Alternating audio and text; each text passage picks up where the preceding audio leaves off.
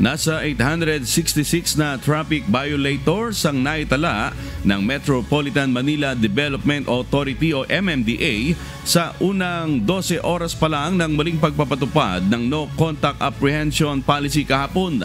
Ang naturang bilang ay naitala mula alas 6 ng umaga hanggang alas 6 ng hapon.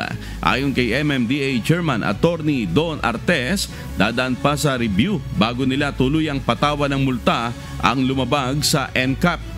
Halimbawa, anya nito ang na-detect ng AI camera ng mga ambulansya na dumaan sa EDSA busway, gayong pinapayagan naman ito at ang mga violator sa Commonwealth Avenue sa bahagi na wala ng signages at hindi maayos na road markings.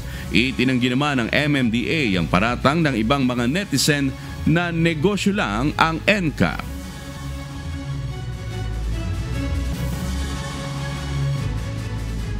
So, yung criticism po na pera-pera yan, unang-una, hindi ka naman mape-penalize kung hindi ka magpa-violate. Dapat ang mindset ng ating mga kababayan ay kailangan ko sumunod sa batas trapiko dahil mape-penalize ako. Yun po dapat ang mindset. Dahil whether or not may NCAP, kahit na physical apprehension lang ang existing, di ba po dapat sumunod tayo sa batas trapiko?